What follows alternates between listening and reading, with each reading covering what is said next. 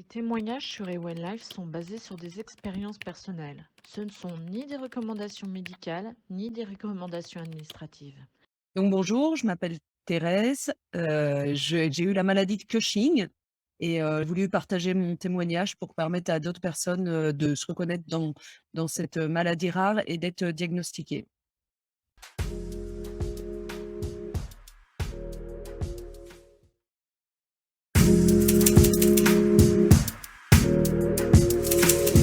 La fatigue au début, elle est surprenante. Moi, je suis quelqu'un qui avait énormément d'énergie.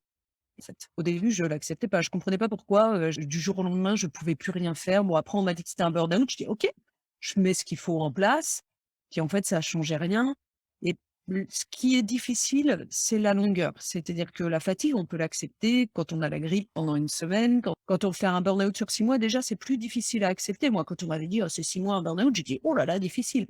Par contre, accepter des symptômes comme ça sur 8 ans, forcément, ça demande de mettre en place des ressources qui vont être aussi, bénéfiques pour la suite. C'est-à-dire qu'encore aujourd'hui, je sais gérer ma fatigue, mon énergie et heureusement, parce qu'il faut savoir que c'est 5 ans de rémission après l'opération. Moi, je suis qu'à 3 ans. Donc, je suis même pas encore au bout de ma reconstruction. La fatigue, c'est quelque chose que je suis encore habituée à gérer, au quotidien, en fait. La base, une alimentation très équilibrée, un sommeil, sérieux, c'est-à-dire se coucher plutôt tôt, et dormir le nombre d'heures qu'il faut, prendre l'air tous les jours, aller marcher et moi, j'ai mis ça en place, pendant ma maladie à partir du moment où j'ai accepté ça, où j'ai dit: «OK, je suis fatiguée, je mets des choses en place» et je continue aujourd'hui. Dans l'alimentation, on peut pas vraiment dire que j'ai changé des choses. Enfin, moi, ça me fait toujours un peu rire les gens qui disent: «Mais moi, j'aurais jamais de cancer parce que je mange bio», parce que moi, je mangeais bio avant d'être malade, que bio et vraiment, quand on se retrouve au RSA, on n'a pas les moyens de manger bio. Ce que j'ai changé je pense que je mange, moins, mais ça, en même temps, quand on a été 8 ans au régime, c'est pas tant l'alimentation qui a changé. Peut-être des horaires plus réguliers, fait de la cohérence cardiaque avant les repas, moins. La cohérence cardiaque, c'est quelque chose qui a été reconnu par les médecins. C'est juste une méthode de respiration où on va respirer pendant 5 minutes en inspirant 6 secondes, en expirant 6 secondes. Ça va réguler notre système sympathique et parasympathique pour équilibrer justement notre taux de cortisol. Donc moi, ça m'a beaucoup aidé depuis mon opération. Je fais ça avant chaque repas, ça aide à la digestion, ça protège, nos capacités, cardiaques, et puis un peu tout notre système immunitaire et faire ça avant un repas, ça permet et s'il faut parler de l'alimentation, pas plus saine qu'avant, mais par contre qui est maîtrisée, c'est-à-dire que je ne mange plus dans l'émotion. Parce qu'en fait, le cortisol, quand on l'étudie, c'est très intéressant. Le cortisol, c'est l'hormone qui gère le stress et c'est une hormone qui fait prendre du poids. Mais en fait, quand on est stressé, on prend du poids. C'est scientifique ça. Quand on est stressé, notre taux de cortisol augmente dans notre corps et on gonfle, on prend du poids. Et en plus, ça retire le taux de cortisol élevé, on n'a plus de phénomène de satiété. Donc, on prend du poids. À partir du moment où on arrive à, quand on passe à table, à pas être dans l'émotion, que ce soit la joie, on le voit tous, comme les fumeurs le voient. C'est-à-dire quand on est très joyeux d'un coup ou quand on a une énorme mauvaise nouvelle, cohérence cardiaque, ça dure 5 minutes, systématiquement avant de manger et les 5 minutes, elles nous régulent déjà sur 4 heures. Donc moi, je le fais 3 fois par jour, ça me régule dans la journée.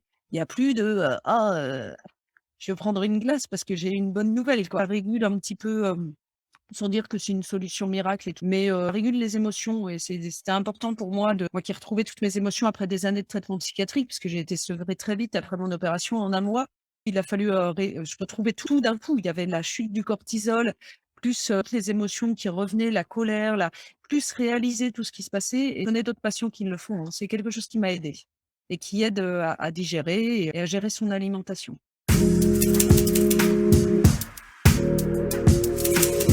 C'est une application sur, téléphone, par exemple. C'est une application qui est gratuite qui s'appelle Respirelax. On appuie sur play et il y a une petite bulle qui monte et qui descend. On fait ça 3 fois par jour, idéalement avant les repas.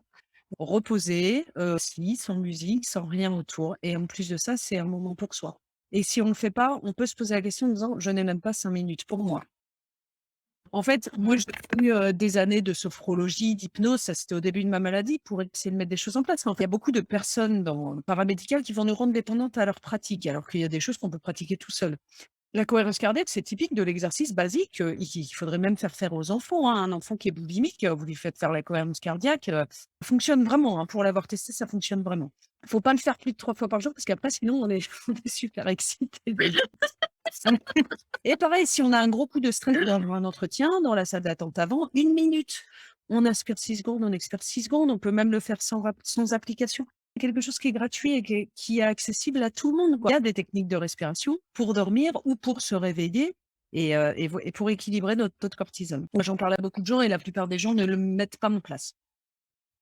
En fait, ça demande une hygiène de vie, je suis très en forme aujourd'hui, on met du temps à se remettre une maladie de Cushing mais moi, ma réalité, c'est que j'ai un rythme de vie assez drastique, hein. C'est que je me lève le matin, c'est cohérence cardiaque, étirements, renforcement musculaire parce que j'ai perdu beaucoup de muscles, j'ai un rythme de vie très régulier, je marche 1 heure par jour. Tu parlais tout à l'heure de fatigue, c'est ça qui me permet de garder mon énergie, de la réguler et puis, bah, quand je sens que je suis trop en fond de cale et que ça tire, je me pose, hein, j'attends pas. Je me dis pas: «Ouais, mais là, je peux pas», alors je sais qu'il y a plein de gens qui peuvent pas. Moi, j'ai pas eu d'enfant, donc j'ai pas non plus, certaines contraintes.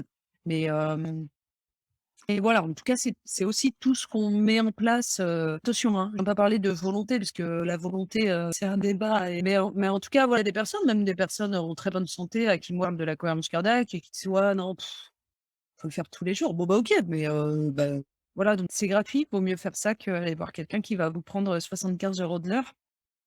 Bah, c'est-à-dire que, là, la discussion qu'on a, il y a 3 ans, ça m'aurait mais épuisée, et après, on retrouve une personne et 2 et 3 et boire un café avec 4 copines. Au bout d'une heure, j'aurais dormi pendant 3 heures derrière. Je parle même pas des réunions où on se retrouve à plein. Encore aujourd'hui, ça peut encore me fatiguer. Donc, tout ce qui fait qu'on retrouve du monde, c'est fatigant et moi, je suis plus je l'étais déjà parce que comme je suis quelqu'un qui crée, j'ai toujours eu une part de solitude. Je suis beaucoup plus qu'avant, beaucoup, beaucoup plus. J'ai besoin de, périodes où je me ressource, où je suis toute seule, parce que les gens m'épuisent, toutes les interactions m'épuisent parce que j'en ai pas eu pendant des années.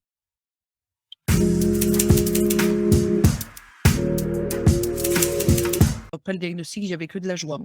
Après l'opération, il y a eu de la tristesse, de l'incompréhension, un sentiment de gâchis, un sentiment d'injustice, mais le sentiment de la colère, je l'ai jamais vraiment eu. Et en fait, la colère, elle m'aurait carrément empêché de reconstruire. Moi, j'avais tellement de choses à reconstruire, quoi. Je me suis retrouvée toute seule, j'avais pas un sou, j'avais plus de métier, j'avais plus d'amoureux, je n'avais plus d'amis, j'avais plus rien. C'est pas avec de la colère qu'on va, tirer des choses à soi et qu'on va créer des choses. Après, j'ai une chance assez incroyable, c'est d'arriver à sublimer mes émotions dans la créativité et notamment l'écrit.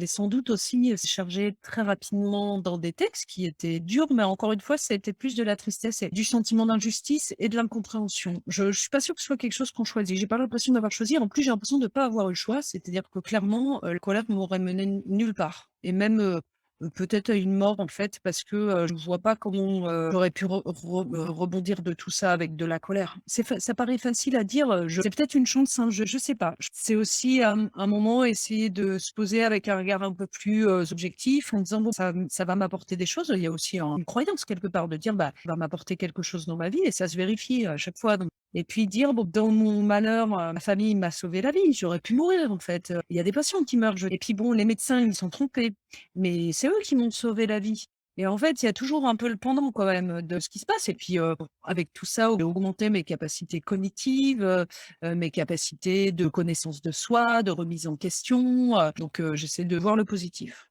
Les proches, les proches sont souvent encore plus en colère. Moi, il serait arrivé ça à ma sœur jumelle, je pense que je serais très, très, très en colère. Les parents qui se sont occupés de moi à temps complet, sans aucune reconnaissance de personne, n'ont pas de colère, je ne vois pas comment je peux me permettre d'en avoir.